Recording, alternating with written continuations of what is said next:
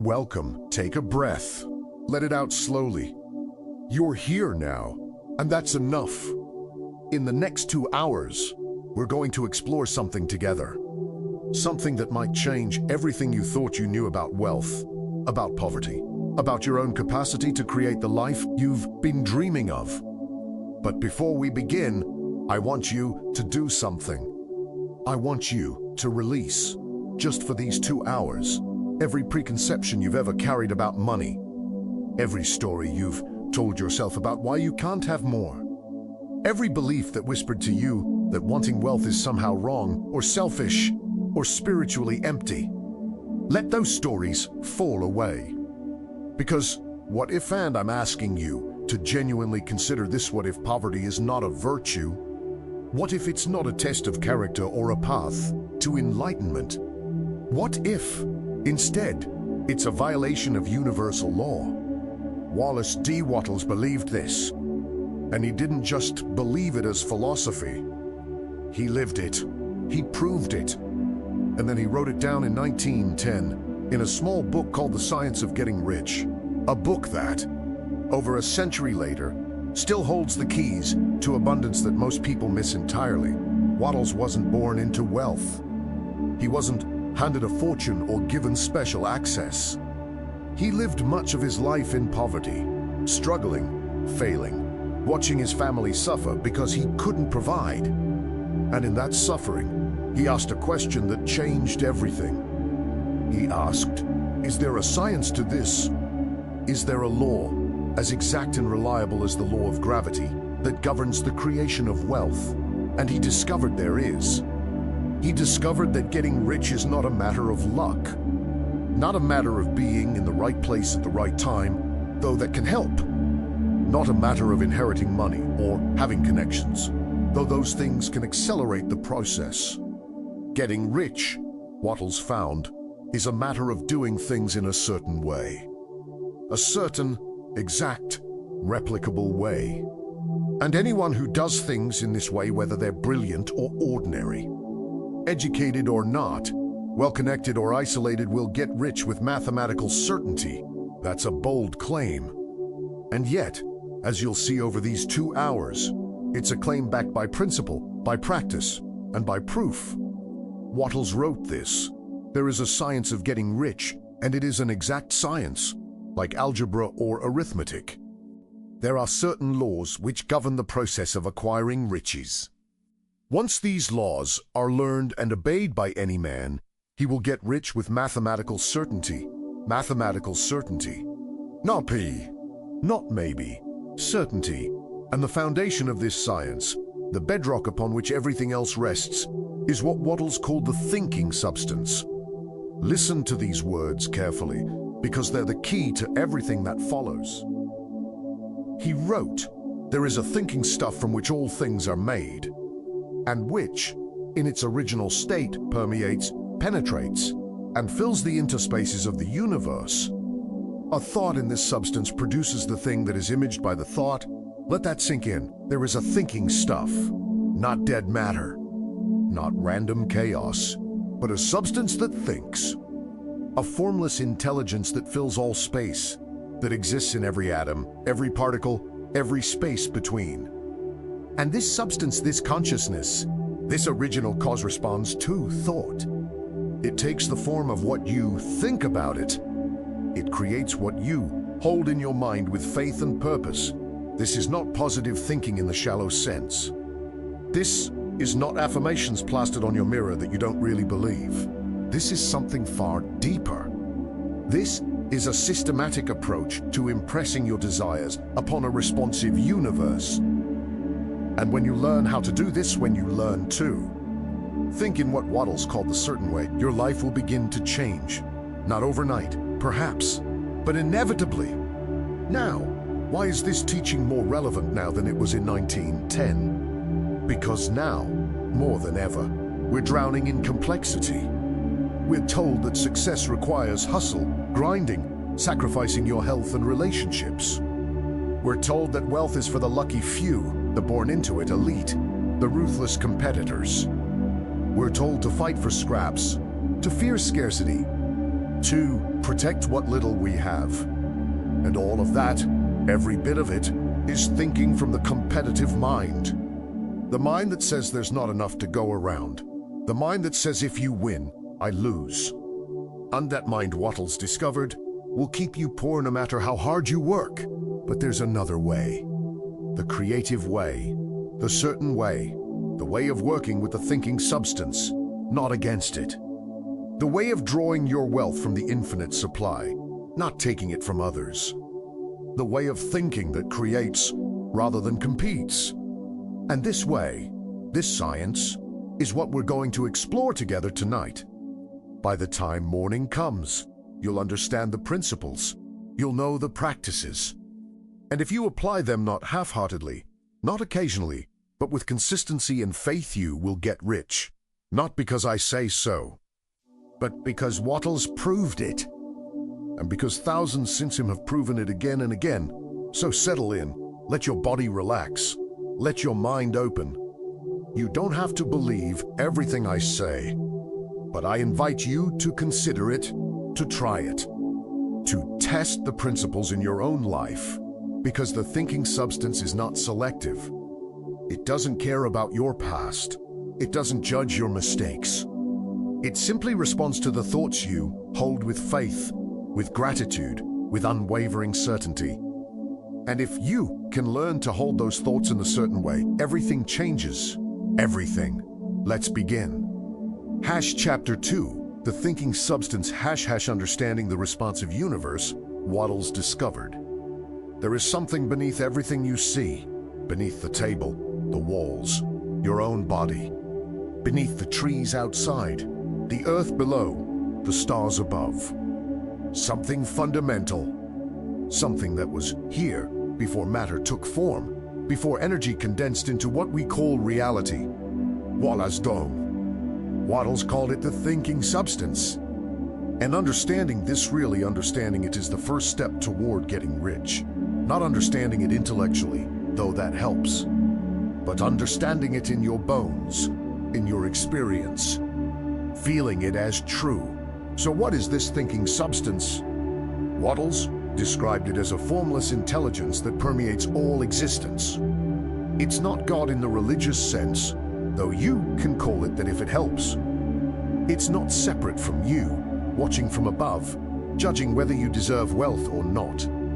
It's the original substance from which all things are made. Everything you see, everything you touch, everything that exists in physical form, it all came from this one source. This one thinking, feeling, responsive intelligence. And here's what matters most. It's still here, still present, still responsive, still creating. Think of it this way. Imagine an infinite ocean. Not water, but pure potential. Pure possibility. This ocean has no form of its own. It can become anything. A wave, a cloud, rain, ice, steam. But in its original state, it's just ocean, formless, limitless. And this ocean, this thinking substance, has one remarkable quality. It responds to thought, your thought, my thought. The thought of anyone who impresses upon it with clarity and faith. When you hold an image in your mind, not casually, not doubtfully, but with unwavering certainty, the substance begins to take the form of that image. It starts to arrange itself, to move, to create circumstances and conditions that match what you've held in your consciousness. Now, here's where modern science starts to catch up with Wattles' century-old wisdom. Quantum physics has shown us something extraordinary. At the subatomic level, particles exist in a state of potential until they're observed. The act of observation of consciousness, paying attention, collapses the wave function and brings the particle into definite form. The observer effect. Consciousness affects matter. This isn't mysticism, it's physics.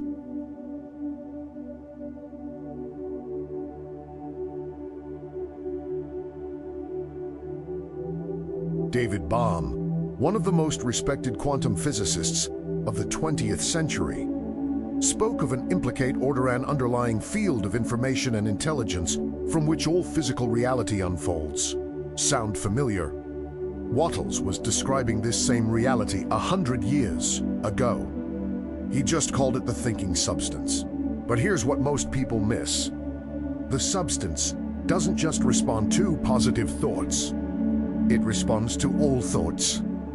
Whatever you think about, with feeling, with consistency, with faith, that's what you impress upon it. And that's what it creates. If you think about lack, about bills you can't pay, about how hard life is, how it have or have enough the substance hears that it feels that. And it responds by creating more of the same, not because it's punishing you, not because you're being tested, but because that's the law. That's how it works. The clay doesn't judge the potter's hands. It simply takes the form it's given. So, why do most people not experience this responsiveness? Why do they struggle year after year, never seeing their circumstances change? Because they're thinking about what they don't want. They wake up worried about debt. They spend their day focused on problems. They fall asleep anxious about the future. And every moment of that worry, that anxiety, that focus on lack, it's impressing the substance. It's creating more of the same. Wattles himself lived this way for years. He was poor. He struggled. He watched his mental images of poverty and failure manifest again and again until he realized what he was doing. Until he understood that he was the potter and his thoughts were shaping the clay. And then everything changed. The shift required is simple to state but profound to embody. You must stop thinking about what you don't want and start thinking exclusively and faithfully about what you do want. You must see your desired life as clearly as you see your current circumstances. More clearly, in fact. You must hold that image with such conviction that it feels more real than what's in front of you. Because in the realm of thinking substance, it is mighty real. Your current circumstances are just the lag time between what you thought about yesterday and what's manifesting today. Your vision, held with faith today, is already creating tomorrow. Now, I want you to try something. Right now, as you're listening, I want you to acknowledge the thinking substance, not as a concept, not as an idea, but as a presence. It's here, in the room with you, in the space around you, in every atom of your body. It's listening, it's feeling, it's responsive. You don't have to see it to know it's real. You don't see the air you breathe, but you know it's there. The thinking substance is even more present than air.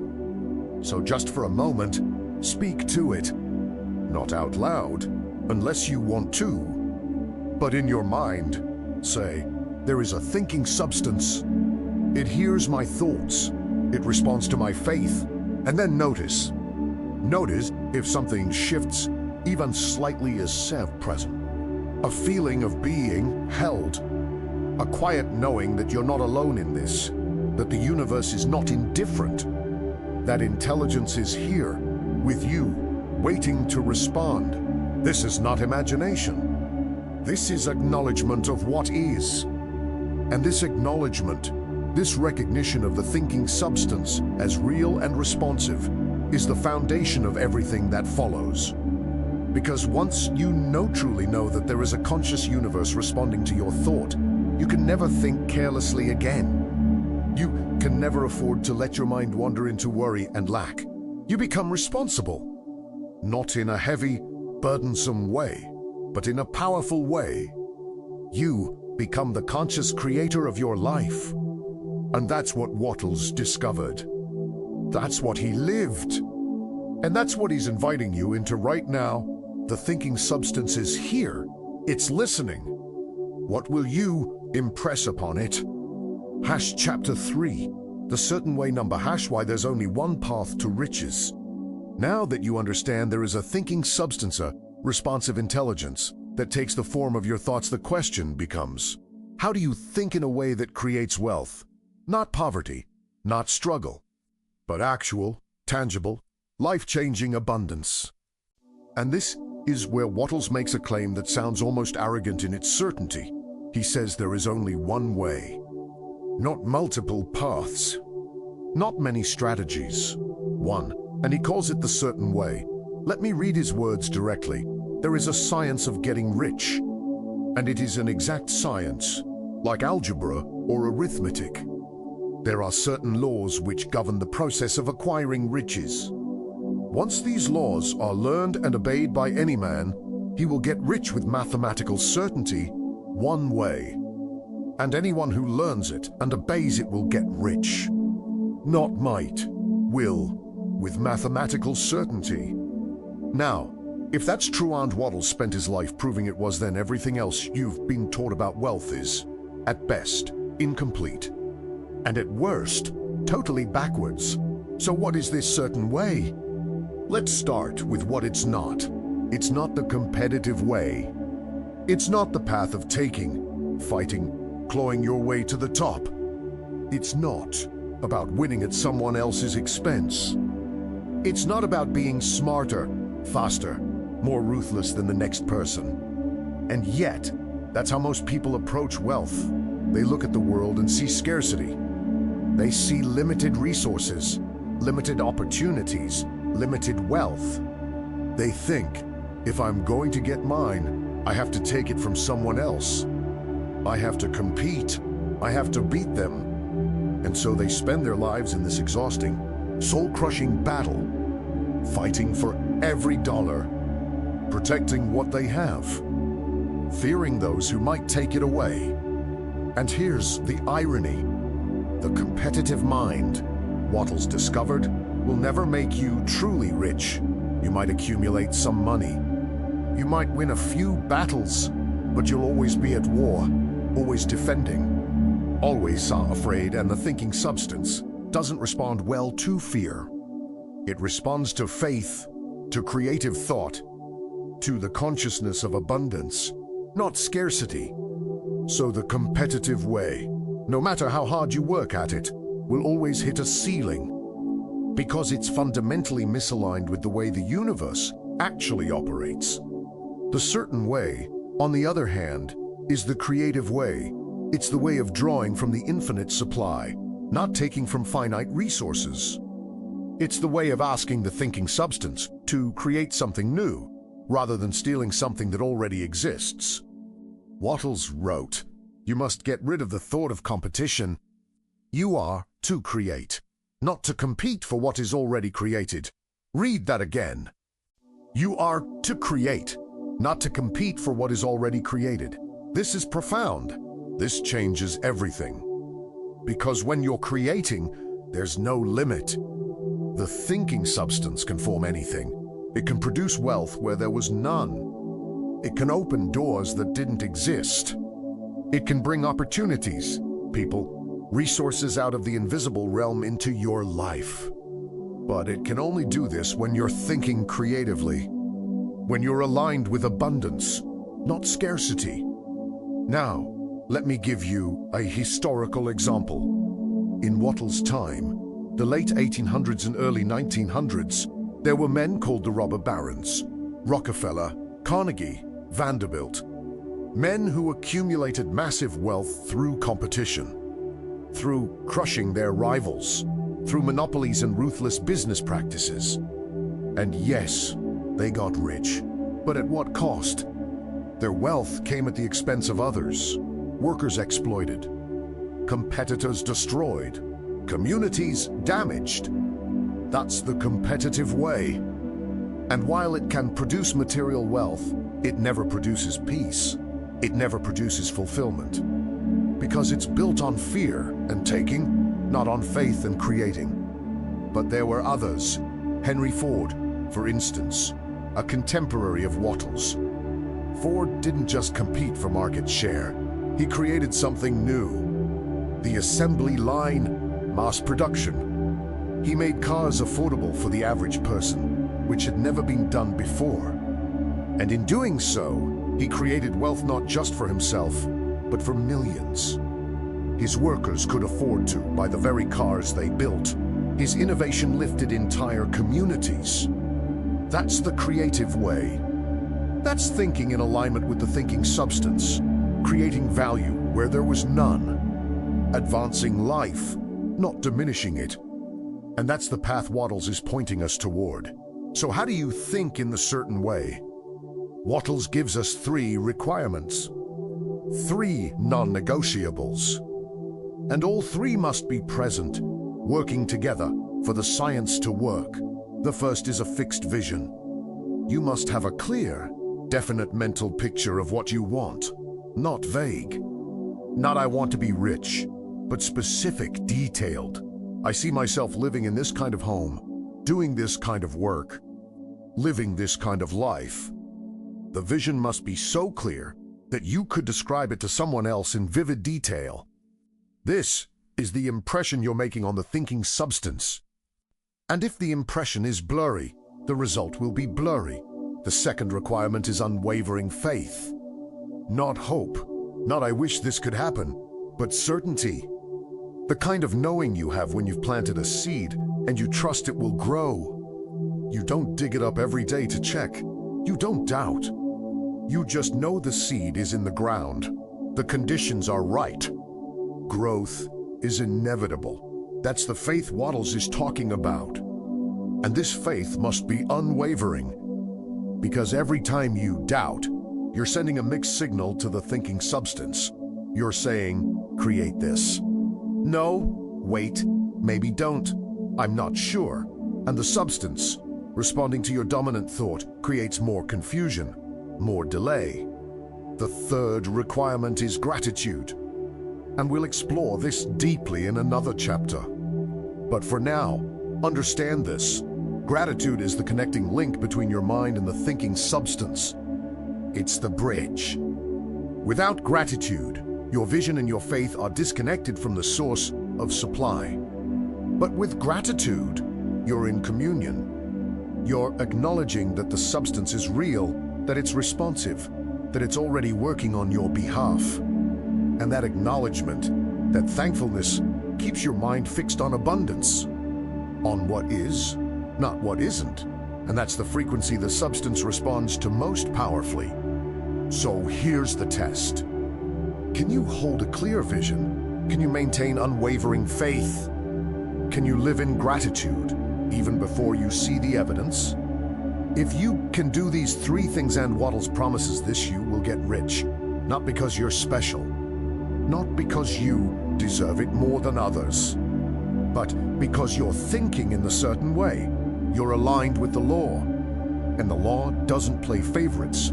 It simply operates like gravity, like mathematics, with perfect consistency. Think in the certain way, and wealth comes. Think in the competitive way, and you'll struggle forever. It's that simple, and it's that profound.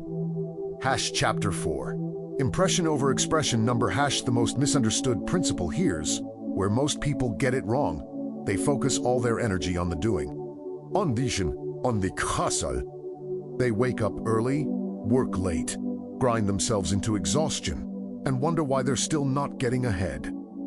And Wattles would look at them and say, you're focusing on the wrong thing.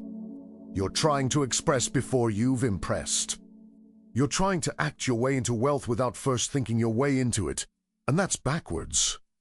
Let me explain what Wattles meant by impression and expression. Impression is the internal work. It's the mental image you hold, the vision you see in your mind's eye, the faith you cultivate in your consciousness, the gratitude you feel in your heart. Impression is you, in stillness, impressing your desires upon the thinking substance. It's the thought, the intention, the inner reality that you're creating first, before anything shows up in the physical world. Expression, on the other hand, is the external work. It's the action you take, the things you do, the hustle, the grind, the effort. And here's what Wattles discovered. If you try to create wealth through expression alone, through action without impression, you'll fail. Or at best, you'll struggle far harder than you need to. Most people, Wattles observed, spend about 90% of their energy on expression and maybe 10% on impression. They're so focused on the doing that they barely take time to think, to visualize, to hold their vision with faith. And then they wonder why their actions don't produce results, why they're working so hard and getting nowhere. It's because they've got the ratio backwards. Wattles said the ratio should be reversed. 90% impression, 10% expression.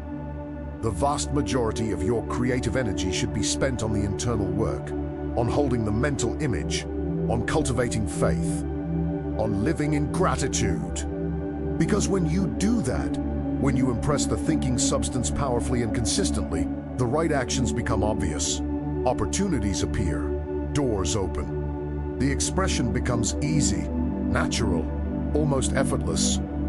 Because the universe is doing most of the heavy lifting. Let me give you an example. Imagine two people. Both want to start a business. Both have the same skills, the same resources, the same opportunities. The first person focuses on expression. They work 80 hours a week. They hustle. They network. They push, push, push. But they're operating from anxiety, from fear of failure, from a scarcity mindset that says, if I don't do more, it won't work. They have no clear vision, no unwavering faith. Just action, action, action. And what happens? They burn out. They struggle. They might make some money, but it's hard-won, exhausting, and it never feels like enough. The second person understands impression over expression. They spend time every morning visualizing their business, seeing it successful, feeling the gratitude of having customers who love what they offer. They hold this image with unwavering faith. And then, when they take action, it's from a place of calm certainty. They notice synchronicities. Yes. The right people show up. The right resources appear. Doors open that they didn't even know existed. And their business grows. Not because they worked harder, but because they thought righter. Because they impressed the thinking substance first, and the expression followed naturally. Wattles wrote, by thought, the thing you want is brought to you. By action, you receive it. Read that again. By thought, the thing is brought to you. By action, you receive it. The thought does the creating. The action just completes the process. So, if you're all action and no thought, you're trying to receive something that hasn't been brought yet. You're reaching for something that isn't there. And that's why it feels so hard. But when you impress first, when you think in the certain way, when you hold your vision with faith and gratitude, the thinking substance starts working. It starts arranging circumstances, moving peoply, creating opportunities. And then, when you act, you're simply stepping into what's already been prepared for you. Now, here's a mistake many people make when they first learn this. They try to control the how. Which is good, they hold a which is good. But then they start micromanaging the universe. They say, okay, thinking substance, here's my vision, and here's exactly how I think you should deliver it. First, I need this person to call me. Then I need this opportunity to show up. Then I need this exact sequence of events. And when it doesn't happen that way, they panic, they doubt, they think it's not working. But Wattles is clear. Your job is the what and the why. What do you want? Why do you want it? Hold that with faith. The thinking substance handles the how. You don't need to know how your vision will manifest. You don't need to figure out the logistics. In fact, trying to control the how is a sign of competitive mind creeping back in. It's fear, it's lack of trust. The creative mind says, I know what I want, I know it's coming, and I trust the universe to deliver it in the perfect way, at the perfect time, and then you let go of control. You release the need to know how, and you simply maintain your vision, your faith, your gratitude. Think of it like planting a seed. You know, you want a tomato plant. That's your vision. You plant the seed in good soil. You water it. You give it sunlight. That's your action, your expression. But you don't dig it up every day to check on it. You don't try to control how the roots grow, how the stem forms, how the leaves emerge. You trust the process. You trust that the seed contains within it everything it needs to become a tomato plant. And you let nature, let the intelligence of life itself handle the how. That's what Wattles is asking you to do with your vision. Plant it in the thinking substance through impression. Take the necessary actions through expression. But trust the how to the universe. Here's what this looks like practically. Before you start your day, spend time in impression, 10 minutes, 20 minutes, whatever you can give. Close your eyes. Feel it as real. Cultivate gratitude for it as if it's already done. Impress it upon the thinking substance with faith. And then go about your day. Take the actions that feel right, the ones that align with your vision, but don't force, don't strain. If an opportunity appears, take it. If a door opens, walk through. But if things don't go according to your plan, don't panic. Trust that the substance is working, that something better than you imagined is being arranged, and return to impression. Return to your vision, your faith, your gratitude, because that's where the real power is. That's where the creating happens. The rest is just receiving what's already been set in motion. Chapter 5, Gratitude as Creative Force. Wattles' secret weapon. There's a practice that most people think of as polite. As nice, as something you do when someone gives you a gift or holds the door open. Gratitude, thank you, please. The social niceties. But Wallace D. Wattles understood something about gratitude that goes far beyond politeness. He understood that gratitude is not just an emotion. It's not just a feeling of appreciation. It's a creative force. It's the connecting link between your mind and the thinking substance. It's the bridge that allows your thoughts to impress themselves upon the formless intelligence of the universe. Without gratitude, your mental images drift. They lack power. They fail to take hold. But with gratitude, everything changes. Your thoughts become magnetic. They draw to you the very things you're grateful for. Let me explain why this is so powerful. Most people, when they think about what they want, are focused on lack. They're focused on what they don't have. They look at their bank account and feel anxiety.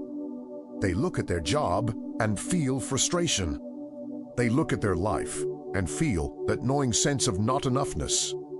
And every time they do this, every time they focus on the absence of what they desire, they're sending that image to the thinking substance. They're saying, in effect, this is what I am. This is my reality. Lack, scarcity, not enough. And the substance, being responsive, reflects that back to them. It gives them more of the same. But gratitude reverses this entirely. When you're grateful, you're not focused on what's missing. You're focused on what is, on what's present, on what's already abundant in your life, even if it's small. Even if it's just the breath in your lungs, the roof over your head, the food on your table. And when you focus there, when you notice and appreciate what you have, you're telling the substance a different story. You're saying, this is who I am. This is my reality. Abundance. Enough. More than enough. And the substance responds to that. It gives you more of that. This is not wishful thinking. This is law. This is principle. Wallace D. Wattles wrote, "The grateful mind is constantly fixed upon the best. Therefore, it tends to become the best. It takes the form or character of the best and will receive the best." Read that again. The grateful mind is constantly fixed upon the best, not on what's wrong, not on what's broken, but on what's working, what's good, what's already here. And because your mind is fixed there, you tend to become the best. Your thoughts shape you, your focus molds you, and you will receive the best. Not someday, not when you've earned it, but as a natural consequence of where your attention rests. This is why Wattles called gratitude the secret weapon, because it does two things simultaneously. First, it keeps your mind in the frequency of abundance. You cannot be grateful and envious at the same time. You cannot be grateful and resentful. You cannot be grateful and afraid. Gratitude dissolves the competitive mind, the mind that compares, that takes, that fears there's not enough. And second, gratitude connects you to the thinking substance. It's like plugging into the source of all supply. When you're grateful, you're acknowledging that there is a source, that life is giving to you, that the universe is responsive. And in that acknowledgement, you open yourself to receive more. Now, here's where most people get it wrong. They think gratitude comes after they get what they want. I'll be grateful when I have more money. I'll be grateful when I get that job. I'll be grateful when my life improves. But Wattles flipped this entirely. He said, be grateful now. Be grateful before you see the evidence. Be grateful for what you're about to receive, as if it's already done. Because in the realm of the thinking substance, it is already done. Your mental image, held with faith and gratitude, has already impressed itself upon the formless. The manifestation in physical form is just a matter of time. And your gratitude speeds that process. It doesn't delay it. It accelerates it. Think of it this way. Imagine you've ordered something online. You've clicked purchase. The transaction is complete. The item is on its way to you. You know it's coming. Now, would you sit there anxious and worried, thinking, I hope it actually ships. I hope it doesn't get lost. I hope this is real. No, you'd relax. You'd trust. You'd be grateful in advance, because you know it's already yours. That's the posture Wattles is asking you to take with your desires. The thinking substance has received your order. Your vision, held with faith, has been impressed. Now be grateful, not with doubt, not with desperation, but with the calm certainty of someone who knows their package is on the way. Wattles practiced this daily. Every morning when he woke, his first thought was gratitude. Before he did anything else, before he checked his circumstances, before he worried about the day ahead, he gave thanks. He thanked the thinking substance for responding to his faith. He thanked it for the abundance that was flowing to him. He thanked it for his vision, which he knew was already accomplished in the invisible realm. And throughout the day, he returned to gratitude again and again, not as a ritual, not as something he had to force, but as a natural reflex, a way of being, a recognition of the truth. There is abundance. The substance is responsive. Life is giving to me, and I am grateful. And here's what happened. The more he practiced gratitude, the more his mind stayed fixed on abundance. He stopped noticing what was missing. He started noticing what was working. He saw opportunities where before he saw obstacles. He felt energy where before he felt exhaustion. His whole being shifted into a higher frequency. And the thinking substance responded. Things began to align. People appeared. Resources showed up. His outer world started to reflect his inner state. Not because he was lucky, but because he was thinking in the certain way, and gratitude was the cornerstone of that way. Now, there's a scientific backing for this that Wattles didn't have access to, but we do. Neuroscience research has shown that practicing gratitude actually rewires your brain. It increases dopamine and serotonin, the neurotransmitters associated with happiness and well-being. It strengthens neural pathways that notice the positive, that see abundance, that feel contentment.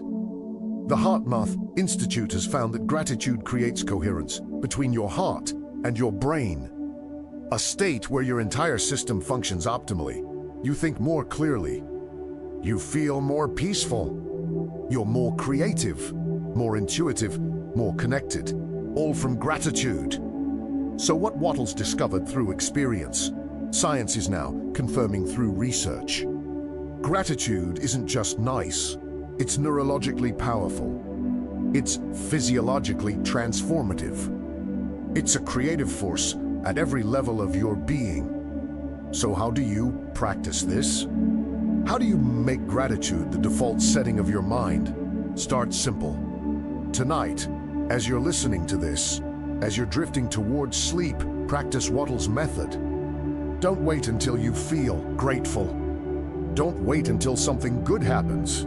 Just begin. Start with the simplest things. Thank you for this breath. Thank you for this bed. Thank you for the safety of this moment. Thank you for my body, which carries me through each day. Thank you for my mind, which is learning to think in a certain way. Feel it as you say it. Don't just repeat words. Feel the truth of it. There is a thinking substance. It is responding. You are receiving, and then move to what you're calling in. Thank you for the abundance that's flowing to me now. Thank you for my vision, which is already accomplished. Thank you, thinking substance, for responding to my faith. Thank you for the opportunities that are appearing. Thank you for the people who are coming into my life to help me. Thank you for the resources that are aligning. As you feel this, as you rest in this gratitude, you're doing the work. You're impressing the substance. You're aligning your mind with the frequency of abundance. And when you wake tomorrow, something will have shifted. Maybe you won't see it immediately. Maybe it will be subtle, but the shift will be there. Because the grateful mind tends to become the best. And you, right now, are becoming. Gratitude is not just a nice thing to do. It's not an optional add-on. It's the very mechanism by which your thoughts become things. It's the bridge, the connecting force, the creative power that turns vision into reality. So practice it not once in a while, but constantly. Make it your default, and watch, over the coming days and weeks, how your world begins to change, how opportunities appear, how resources flow, how the thinking substance rearranges your life to match the image you've held in gratitude and faith. This is the certain way, and gratitude is its secret weapon. Chapter 6. The vision number how to form and hold the mental image. You cannot create what you cannot see. This is one of the fundamental laws Wattles discovered. The thinking substance responds to images, to mental pictures, to visions held in consciousness with clarity and faith.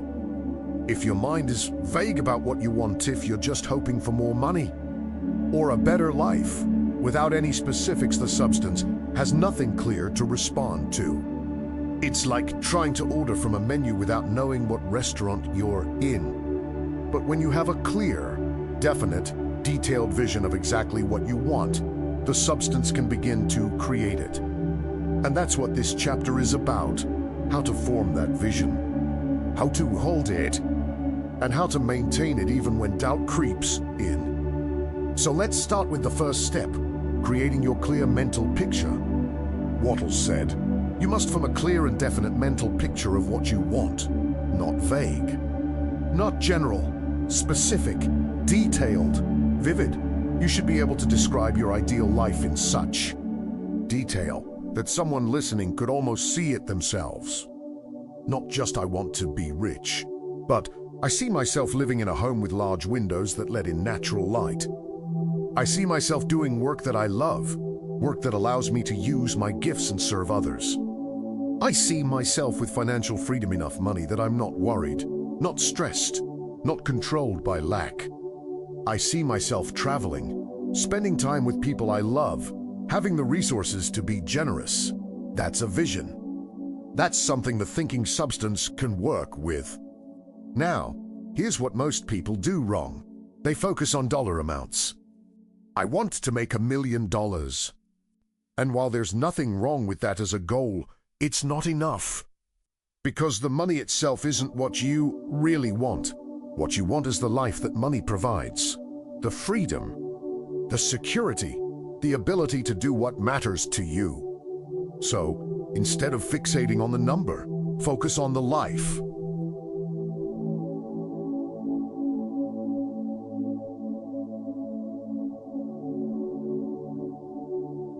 What does your ideal abundant life look like? What does it feel like?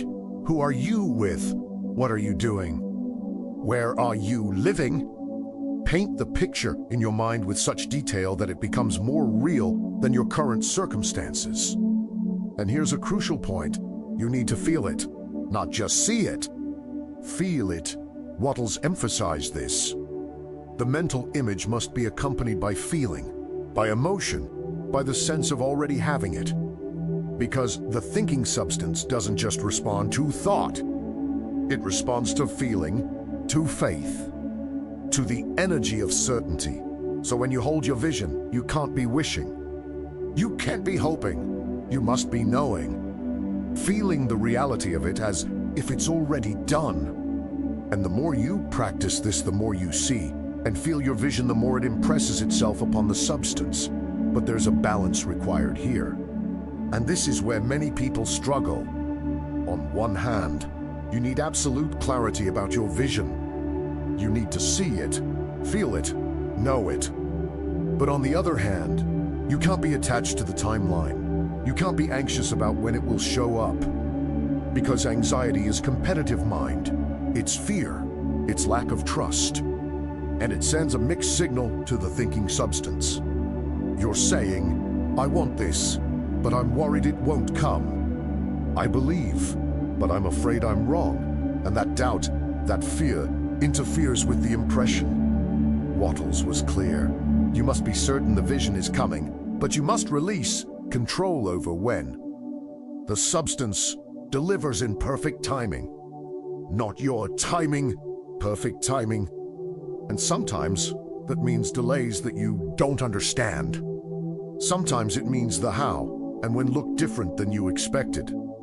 But if you're holding your vision with unwavering faith, if you're maintaining gratitude as if it's already done, the timing will be perfect. Even if you can't see why in the moment. So the practice is this: be absolutely certain about what you want. Hold that vision with unshakable faith. But be patient about when. Trust the process. Trust the substance.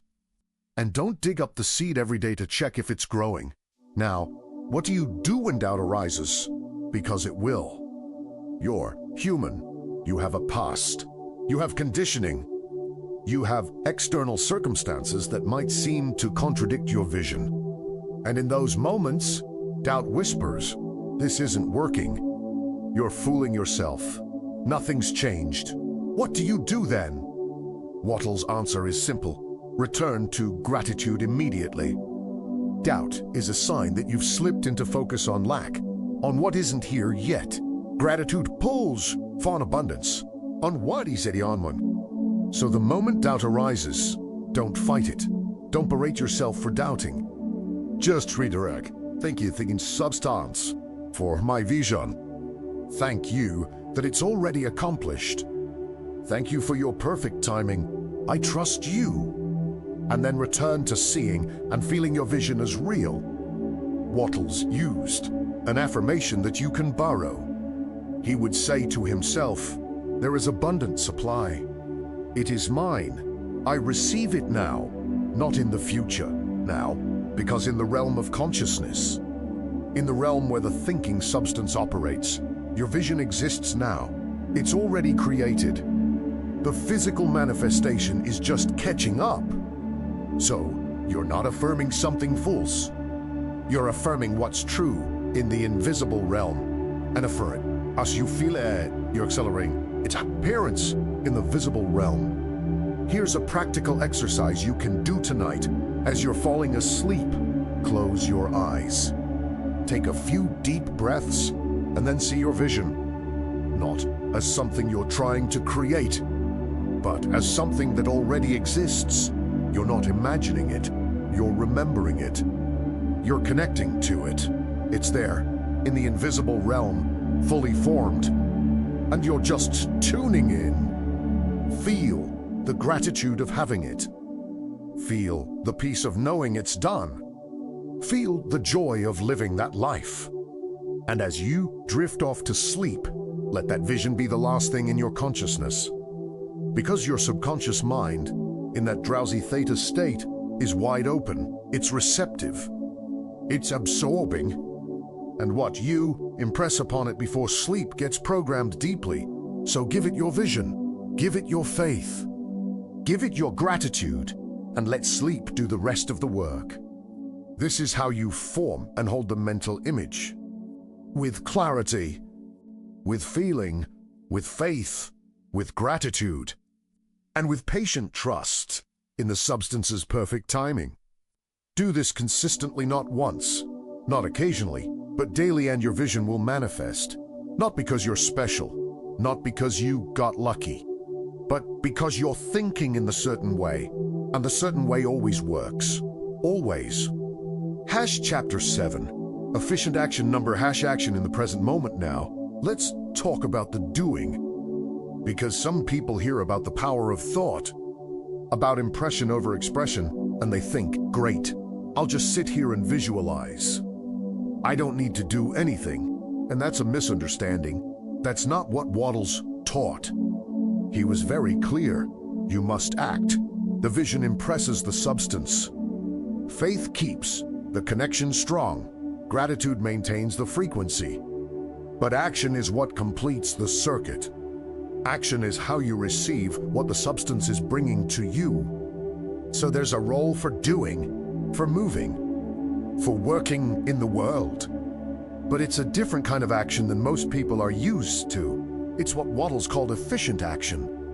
And understanding this distinction is crucial. Most people, when they think of action, think of hustle, of grinding, of doing more. They think, if I just work harder, longer, faster, I'll get there. And they burn themselves out. They sacrifice their health, their relationships, their peace, all in the name of success. And yet, many of them never get there. Or if they do, they're too exhausted. That's not efficient action. That's desperate action. That's action driven by fear, by scarcity, by the belief that the universe won't provide unless you force it. And that mindset, that energy, actually blocks the flow. It pushes against what the substance is trying to bring to you. Efficient action, in Wattles' framework, is different. It's action that flows from your vision and your faith. It's doing what's in front of you now, with excellence, with purpose, without anxiety. Wattles wrote, do every day all that can be done that day, not everything you wish you could do, not everything on your endless to-do list, but what can actually be done, what's right in front of you, what the moment is asking of you, and do that with your full attention. Scotty, with the understanding that this action is part of the larger process of your vision manifesting. Let me give you an example. Imagine two people working the same job, both want money. Both have a vision of greater abundance. The first person hates their job. They resent having to be there. They do the minimum required and spend their mental energy wishing they were somewhere else. That's not efficient action. That's resistance. And that resistance creates friction. It blocks the flow. The second person understands Wattles' teaching. They hold their vision of the better life. They have faith it's coming. And while they're still in this job, they do it with excellence. They show up fully. They serve well. They're grateful for what the job provides, even if it's not their ultimate destination. And here's what happens. Opportunities open. The right people notice. Doors appear that wouldn't have appeared if they were half present and resentful. That's efficient action. That's working in alignment with the substance. Wattles talked about something he called the advancing life principle. He said that all life seeks to express itself more fully. A seed wants to become a tree. A child wants to grow into an adult. And you, as a conscious being, want to advance. You want to grow, to expand, to become more. That's natural. That's how life works. So when you choose work, when you choose actions, ask yourself, does this allow me to advance? Does this allow me to use my gifts? Does this allow me to serve others in a way that lifts them up too? Because true wealth, Wattles discovered, is not about taking. It's about creating value. It's about advancing your own life in a way that advances the lives of others. And when you do that, when your work is in service of life itself, the substance responds powerfully. Because you're aligned. You're creating, not competing. You're adding, not subtracting. Now, what about the quality of your action? This matters more than the quantity. Most people think they need to do 100 things. They need to be everywhere, try everything, hustle on every front. But Wattles would say, no, do fewer things. But do them excellently, with presence, with care, with the understanding that each action is a seed. And if you plant 100 seeds carelessly, most won't grow. But if you plant 3 seeds with perfect attention, with faith, with the right conditions, all 3 will flourish. So stop scattering your energy. Stop trying to do everything. And start doing what's most important with excellence. This connects to something Gary Keller talks about in The One Thing. He asks, what's the one thing I can do such that by doing it, everything else becomes easier or unnecessary? That's a focusing question. That's a way of identifying efficient action. Because not all actions are equal. Some actions create leverage. They're force multipliers. They open doors, create momentum, shift everything. Other actions are just busy work. They keep you occupied but don't move you forward. So before you act, pause. Ask, is this efficient? Is this aligned with my vision? Is this the best use of my energy right now? And if the answer is yes, then act. With full commitment, with trust, with the knowing that this action is part of the substance's delivery system. And here's the key. Act without anxiety. Act without desperation. Most people act from fear. They think, if I don't do this, it won't work. If I don't push, nothing will happen. And that energy of fear, of force, of trying to make it happen, its competitive mind again, its lack of trust. The creative mind acts differently. The creative mind says, I have a vision. I have faith. I'm grateful. And now, I take this next step, not because I'm afraid it won't work if I don't, but because this is the action that feels right. This is what the moment is calling for. And I trust that as I do this, the substance is working on my behalf, arranging things I can't see, opening doors I don't know about yet, bringing my vision into form. So tonight, before you sleep, make a commitment. Tomorrow, you're going to practice efficient action. You're going to start your day with gratitude and vision, like we talked about.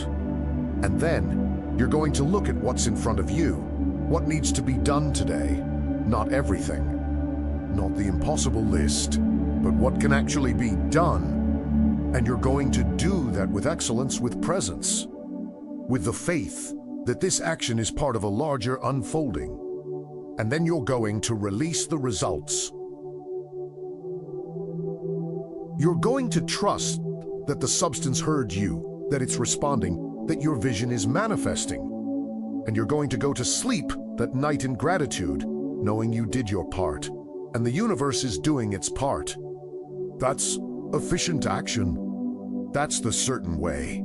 That's how you work with the thinking substance, not against it.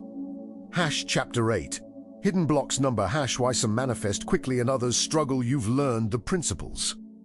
You understand the thinking substance. You know about the certain way, about impression over expression, about gratitude and vision and efficient action. And yet, if you're honest, there's still a part of you that wonders, will this really work for me? Will I be the exception? The one it doesn't work for? And if that doubt is there, we need to talk about why. Because that doubt, that resistance, that unconscious block, it's exactly what's been keeping you stuck. And until we address it, until we bring it into the light, it will continue to sabotage everything you're trying to create. Wattles observed something crucial. He noticed that most people don't fail because they don't know the principles. They fail because they have unconscious beliefs that contradict the principles. On the surface, they say they want wealth. They affirm abundance. They visualize success. But beneath the surface, in the subconscious mind, there are old programs running. Programs they inherited from their parents, their culture, their past experiences. Programs that say, money is hard to get, rich people are greedy, I'm not smart enough, I'm not worthy, I don't deserve it. And these unconscious beliefs, these hidden blocks, override the conscious desire. Because the subconscious is more powerful, it's where your habits live, your automatic responses, your deeply held identity.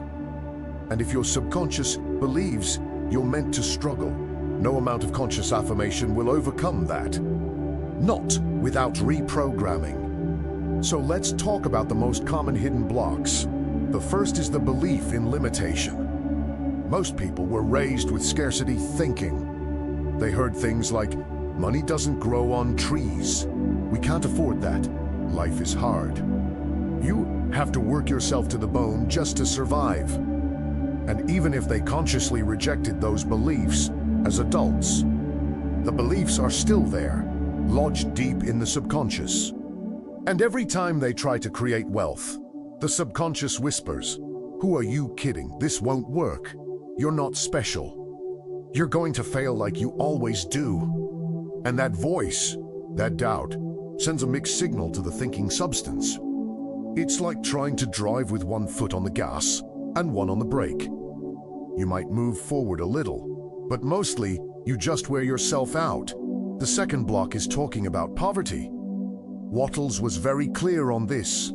He said, do not talk about poverty. Do not investigate it or concern yourself with it. Do not spend your time in charitable work or charity movements. All charity only tends to perpetuate the wretchedness it aims to eradicate. Now, that sounds harsh.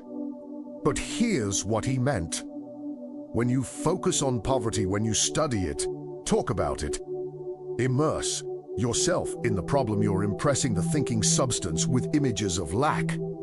You're feeding your mind with scarcity, and the substance responds to your dominant focus. If you're constantly thinking about how bad things are, about economic collapse, about statistics of suffering, you're creating more of that, not because you're a bad person, but because that's the law. Where attention goes, energy flows. Now, this doesn't mean you ignore people in need. It doesn't mean you become callous or selfish. What it means is you focus on solutions, not problems. You focus on abundance, not lack. You help others by becoming abundant yourself, by being an example of what's possible, by creating wealth in the creative way, which advances life for everyone. And from that place of overflow, you give, you contribute, but you don't make poverty your focus. You don't dwell there, because dwelling in the problem keeps you and everyone you're trying to help stuck in the frequency of lack. The third block is impatience, and this is a big one. Because when you start thinking in the certain way, when you hold your vision with faith, you expect results, and you should. But the substance operates in its own timing, not yours. And when days go by, or weeks, and you don't see evidence of change, impatience creeps in. And with impatience comes the temptation to slip back into competitive mind. You start thinking, maybe I should just take what I can get. Maybe I should compromise. Maybe I should grab this opportunity even though it's not aligned with my vision. And the moment you do that, the moment you act from desperation rather than faith, you've left the certain way. You're back in scarcity, back in competition, and that blocks the flow. Wattles said that delays are a test. They're testing whether you'll hold the vision, whether you'll maintain faith, whether you'll stay in the creative mind or slip back into the competitive mind. And if you pass the test, if you stay grateful, stay faithful, stay patient, the delay actually strengthens you. It builds your faith muscle. It proves to yourself and to the universe that you're serious, that you're not just wishfully thinking, that you're committed to the certain way, no matter what the outer world looks like. So how do you reprogram these blocks? How do you overwrite the old programming? Through repetition, through consistent exposure to the truth. This is why listening to teachings like this before sleep is so powerful. Because in that drowsy state, your conscious mind relaxes its grip.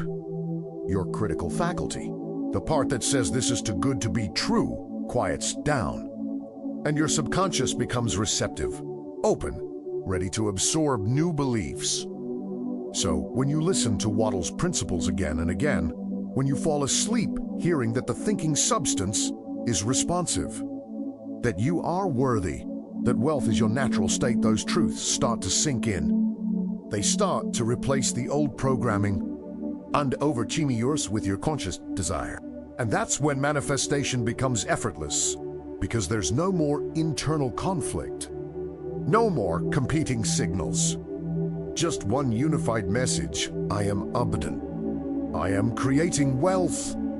I am thinking in the certain way. So tonight, as you drift off, I want you to consciously release the blocks. Say, I release the belief that I'm not enough. I release the fear that it won't work for me. I release the impatience and the need to control the how and when. I trust the thinking substance. I trust my vision. I trust the certain way. And as you say that, as you feel that you're doing the deep work, you're clearing the path.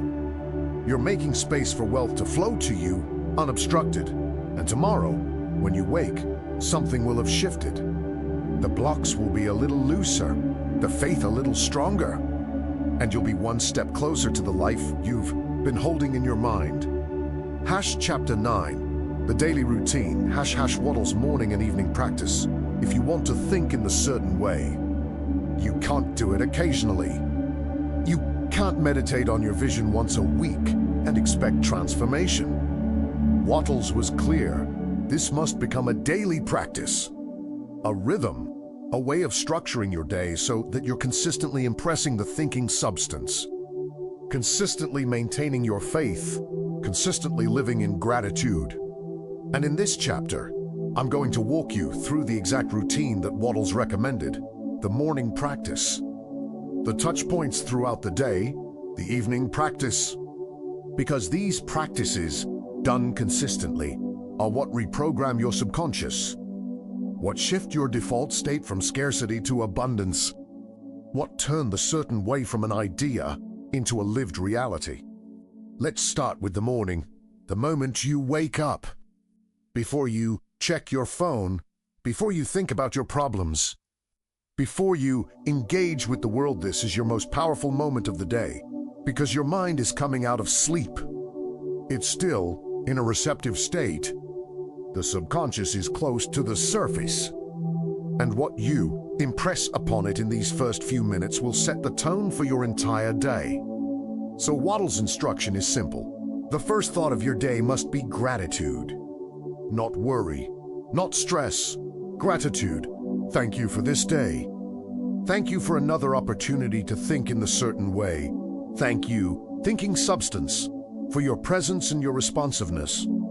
And then, before you get out of bed, spend 3 to 5 minutes seeing your vision. Not straining to visualize, just gently seeing, feeling, knowing, this is your life. This is what's already accomplished in the invisible realm. Feel the gratitude of having it. Feel the peace of knowing it's done. And set your intention for the day. Today, I act in a certain way. I move with faith. I notice abundance. I trust the process. That's it. 3 to 5 minutes. But those minutes, done consistently, are worth more than hours of anxious action later in the day. Because you're aligning. You're tuning in. You're starting from the frequency of abundance, not lack. Throughout the day, Wattles recommended what I call gratitude touch points. These are moments where you pause, step out of the busyness, and reconnect with gratitude. Maybe you set reminders on your phone. Maybe you link them to regular activities. Every time you drink water, you pause for gratitude. Every time you transition from one task to another, you pause. The specific trigger doesn't matter. What matters is that 3 to 5 times during your day, you stop. You notice what's working. You give thanks. You remember your vision. You reconnect with the thinking substance. And here's why this matters. Because throughout the day, life happens. Challenges arise. People frustrate you. Things don't go according to plan. And it's easy in those moments to slip back into old patterns, to start worrying, to start focusing on lack, to forget the certain way. But if you have these touch points, these deliberate pauses, you catch yourself, you redirect, you say, wait, I'm slipping into competitive mind. Let me return to creative mind. Thank you for this challenge, it's teaching me something. Thank you for this delay, it's part of the perfect timing. Thank you, thinking substance, for working even when I can't see it. And just like that, you're back, you're aligned again, and the rest of your day flows from that alignment. Now, before any major action, Wattles recommended a practice that's incredibly powerful. Before you make a big decision, before you start a new project, before you have an important conversation, pause, connect to your vision, feel gratitude, then act. Because when you do this, you're ensuring that your action flows from faith, not fear, from abundance, not scarcity. And that changes everything. The same action, taken from 2 different states of consciousness, produces completely different results. Action from fear is forced, it's strained, it often backfires. But action from faith is fluid, it's guided, doors open, the right words come, the right outcome unfolds. So make this a habit. Vision, gratitude, then action, in that order, every time. And now, the most important practice of all, the evening routine, the hour before sleep. This is when your subconscious is most receptive. This is when the deepest reprogramming happens. And Wattles knew this. He structured his entire evening around preparing his mind for sleep. So here's what he did, and what I'm inviting you to do. About an hour before you plan to sleep, begin to wind down, turn off screens if you can, dim the lights. Create a peaceful environment, and then review your day through the lens of gratitude.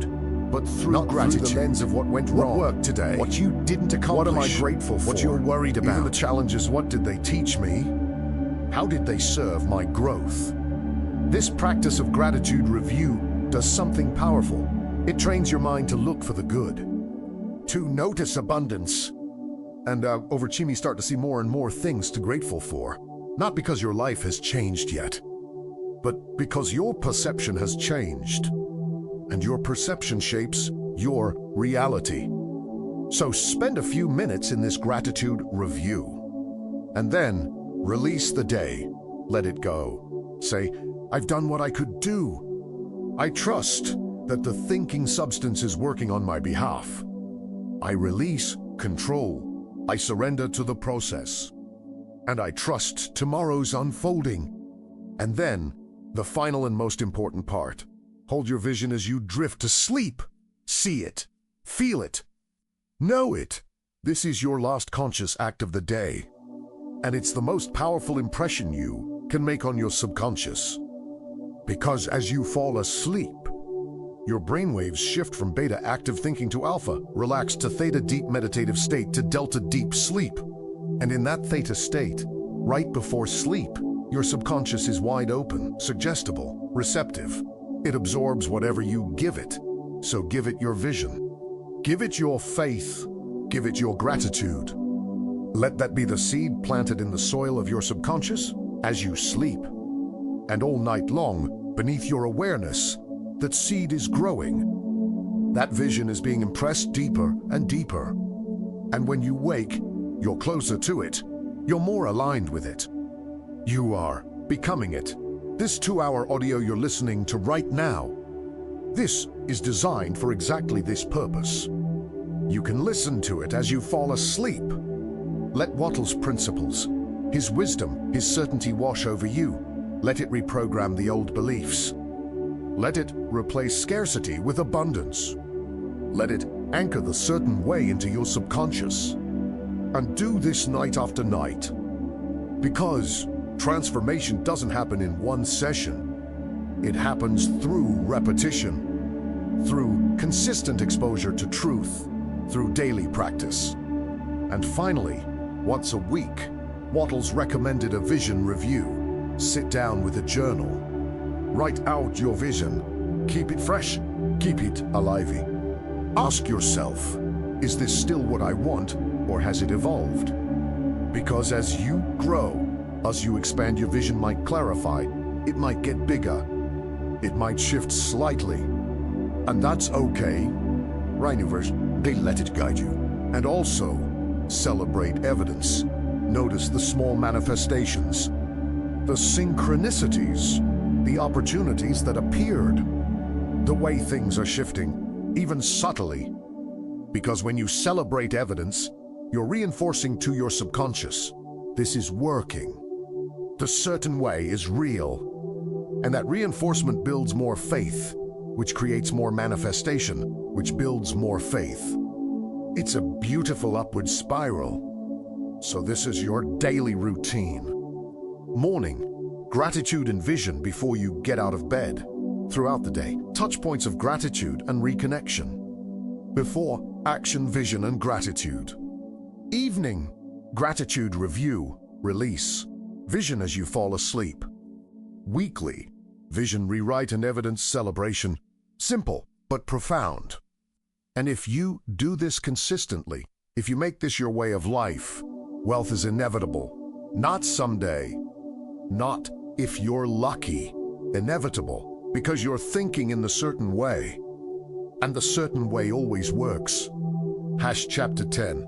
The external world, dealing with money, work, and relationships. You might be thinking, this all sounds great in theory. But I have real-world problems. I have bills. I have a job I don't love. I have relationships that are strained. How do I apply the certain way to these concrete, sometimes painful realities? And that's what we're going to address in this chapter. Because Wattles wasn't a philosopher sitting in an ivory tower. He lived in the real world. He had the same challenges you do.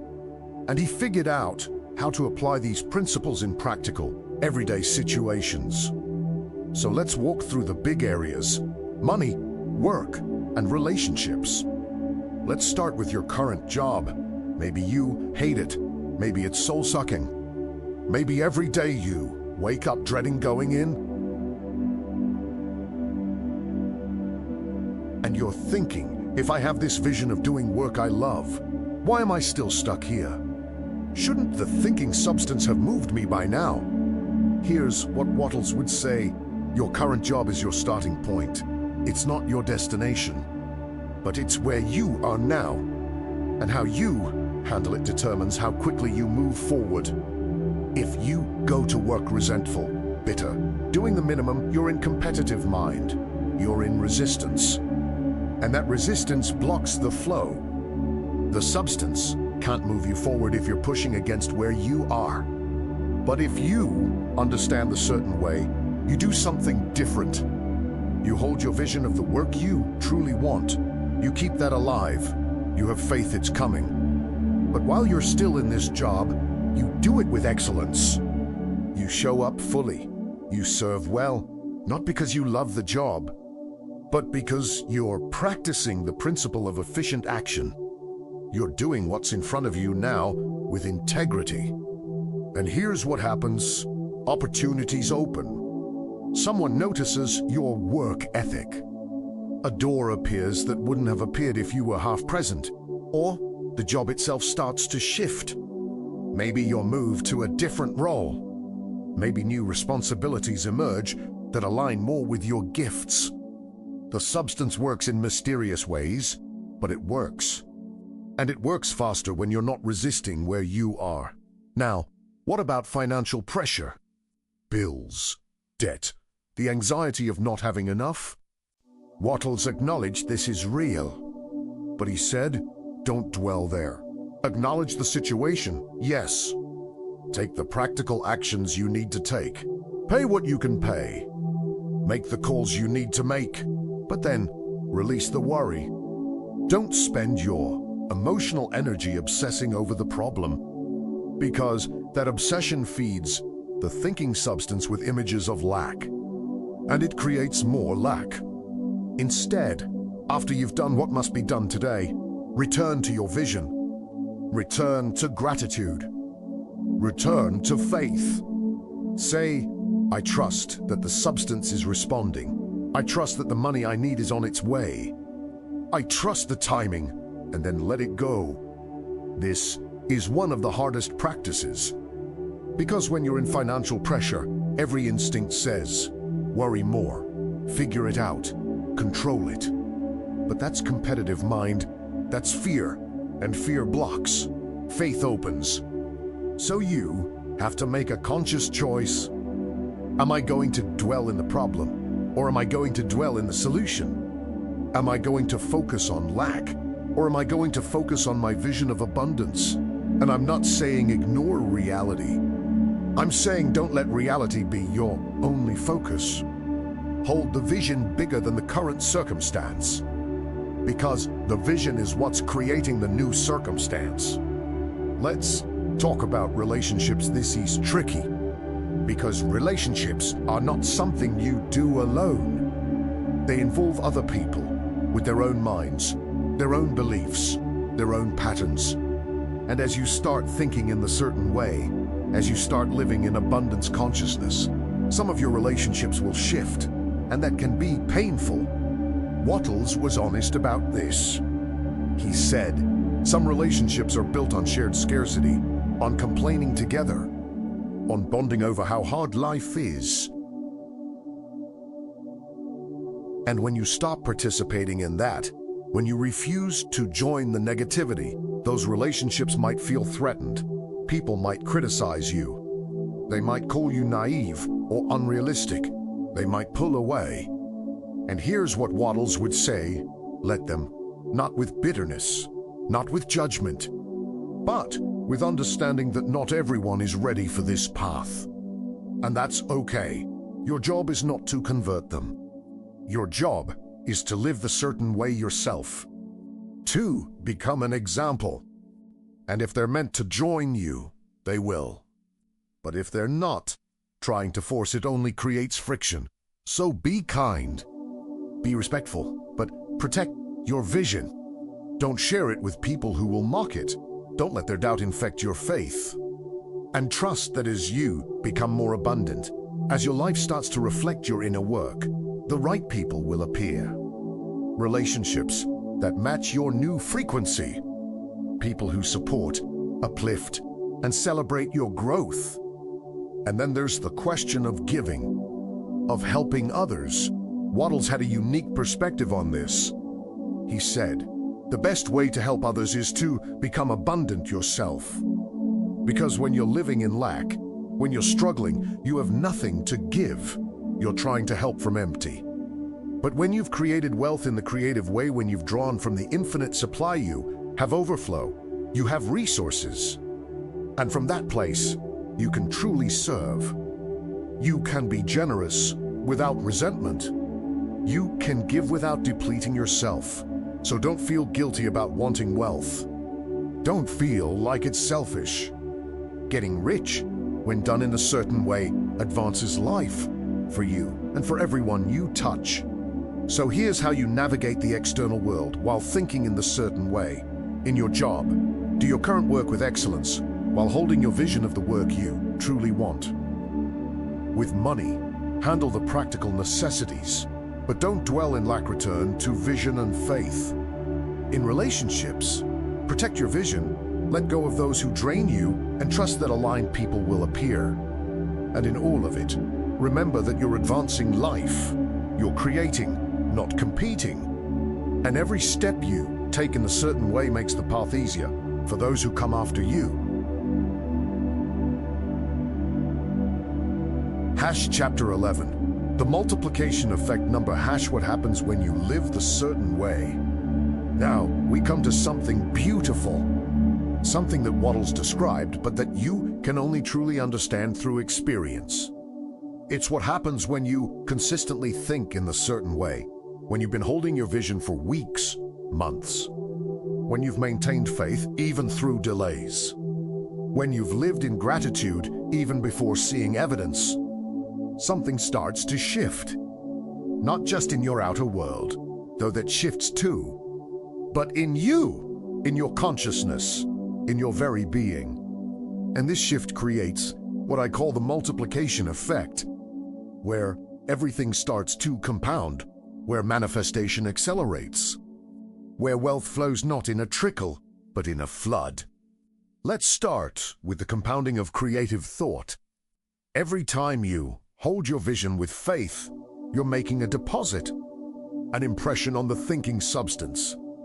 And each deposit adds to the previous ones. It's like compound interest in a bank account.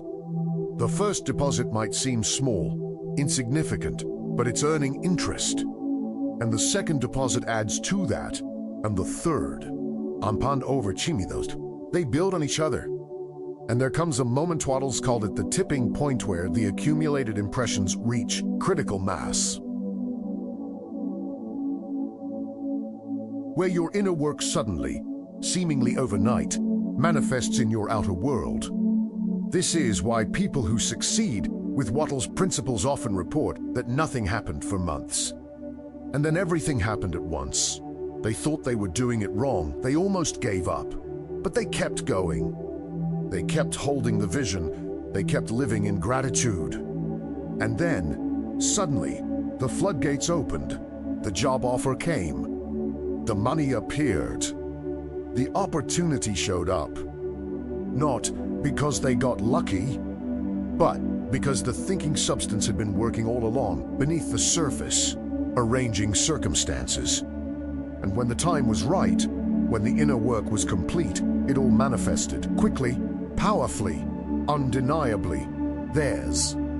A scientific principle that mirrors this, neuroplasticity. Your brain physically changes based on what you think about consistently. Every time you visualize your vision, you're strengthening neural pathways. Every time you feel gratitude, you're rewiring your emotional circuitry. And at first, these changes are subtle, barely noticeable, but with repetition, they compound. The new pathways become highways. The new emotional patterns become your default. And eventually, you don't have to try to think in a certain way. You just do.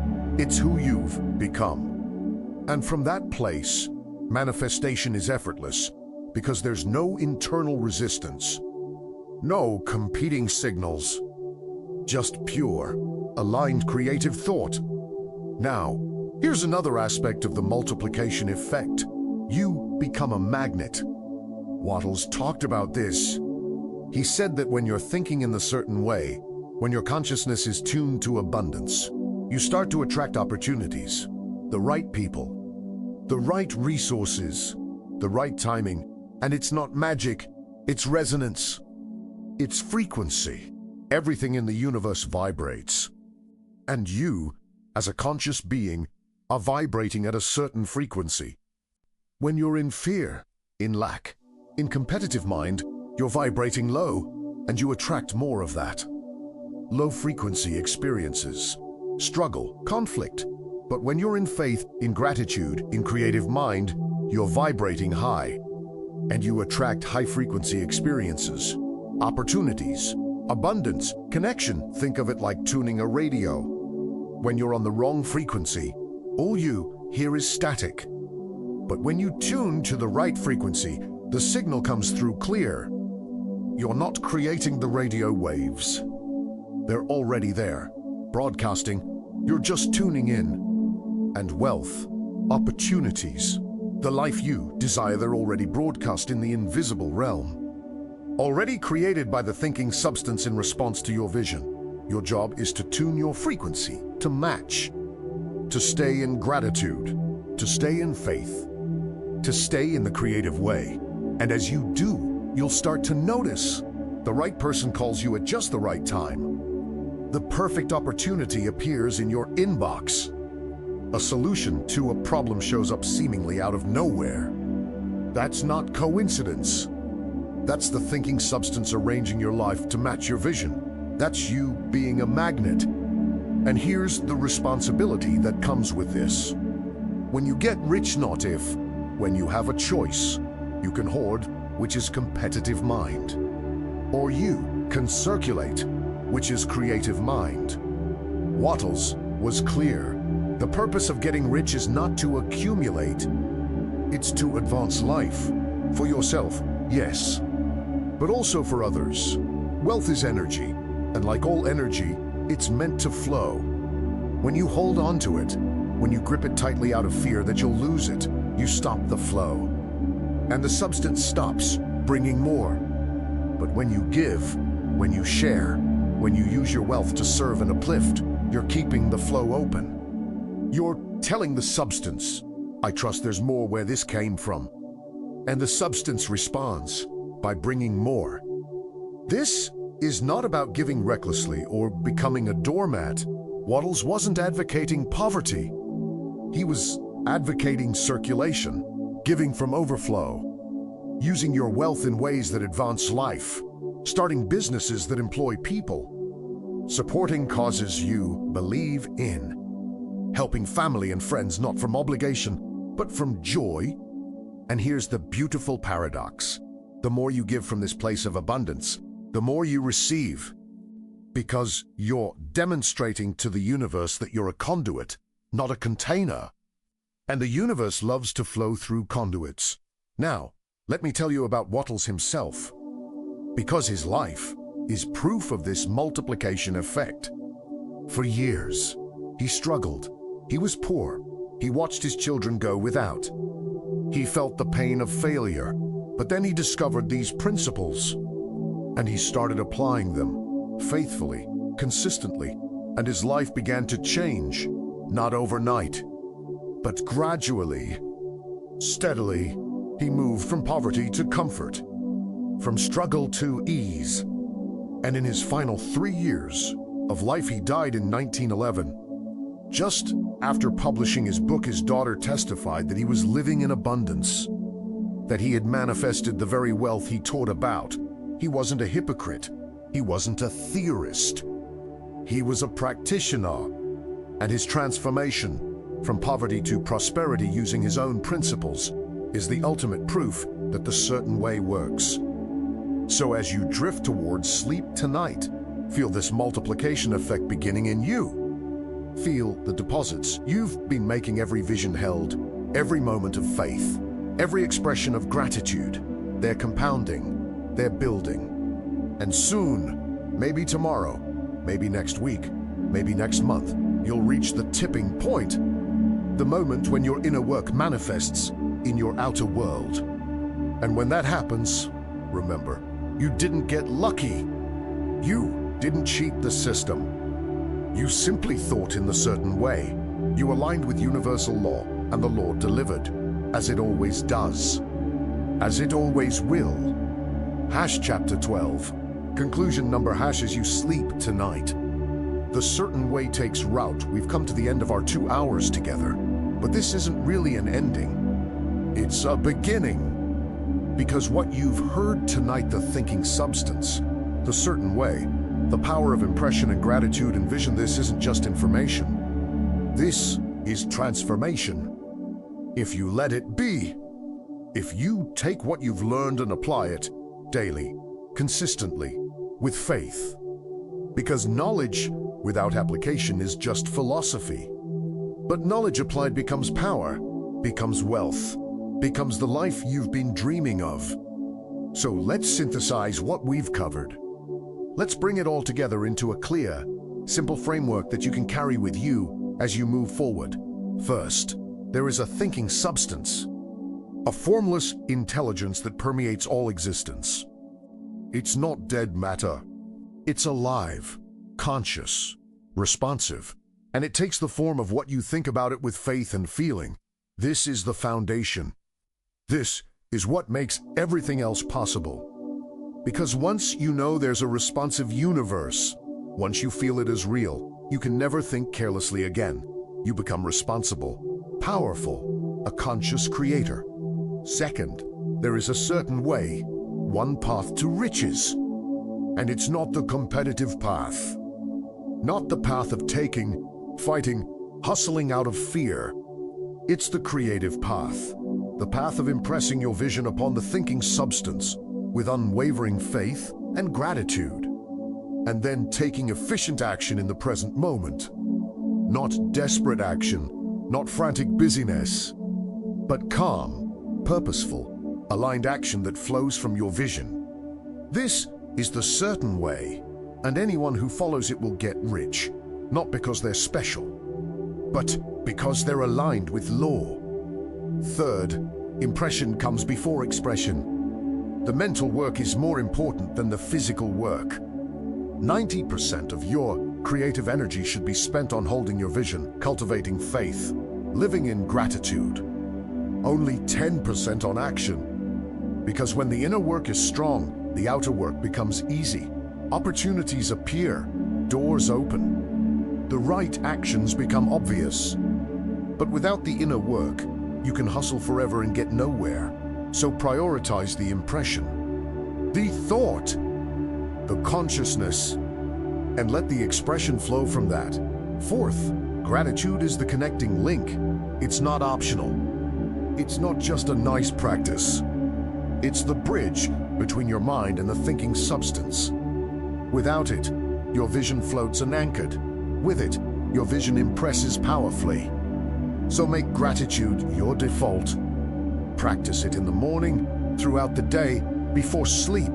Be grateful for what you have. Be grateful for what's coming. Be grateful even for the challenges, because they're strengthening your faith.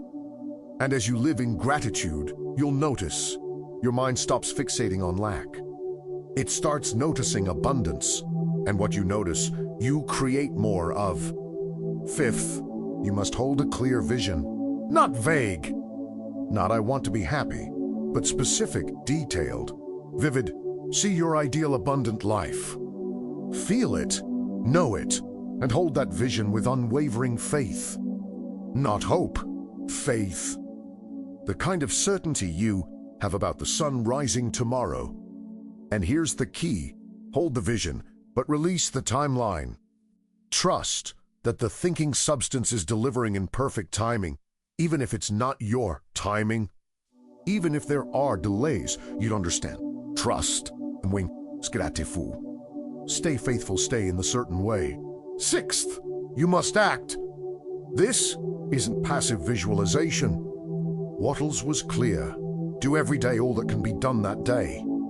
Take the actions in front of you with excellence, with presence without anxiety. And as you act, trust that the thinking substance is working behind the scenes, arranging things you can't see, opening doors you don't know about yet. Your job is to do your part. The universe's job is to do its part. And when both are happening, manifestation is inevitable. Now, as you drift into sleep, I want you to let these truths settle deeply into your subconscious. I'm going to repeat some affirmations, and I invite you to hear them not just with your mind, but with your heart, with your whole being. Let them become part of you, Let them reprogram the old beliefs. Let them anchor the certain way into your consciousness. I think in the certain way. The thinking substance responds to my faith. I am grateful for the abundance flowing to me now. I see my vision clearly. It is done. I act with efficiency and purpose. I trust the timing. I am I am aligned with infinite supply. Wealth is my natural state. I think in the certain way. The thinking substance responds to my faith. I am grateful for the abundance flowing to me now. I see my vision clearly. It is done. I trust the process. I trust the timing. I trust the thinking substance. I am becoming abundant, not someday. Now, right now, in this moment, as I rest. The work is happening in the invisible realm. The substance is arranging circumstances. Opportunities are being moved into position. Resources are aligning, all in response to my vision, my faith, my gratitude. And when the time is perfect, it will all manifest, quickly, powerfully, undeniably, tomorrow. When you wake, your first thought will be gratitude. You'll see your vision. You'll set your intention to think in a certain way. And throughout the day, you'll notice opportunities. You'll feel guided. You'll act from this vision to this gratitude it is knowing. And in the night after night, you'll return, you'll listen, here. You'll absorb, you'll reprogram, until the certain way is not something you do, it's who you are. And before you know it, your life will reflect your inner work. The job will shift, the money will flow, the relationships will align, the freedom will come, not because you got lucky, but because you thought in the certain way, you held the vision, you maintained the faith, you lived in gratitude, and the thinking substance responded, as it always does, as it always will. Wallace D. Wattles left us with these words, and I'll leave them with you now. Whatever may be said in praise of poverty, the fact remains that it is not possible to live a really complete or successful life unless one is rich. No man can rise to his greatest possible height in talent or soul development unless he has plenty of money. To develop the soul and to develop talent, he must have many things to use, and he cannot have these things unless he has money to buy them with.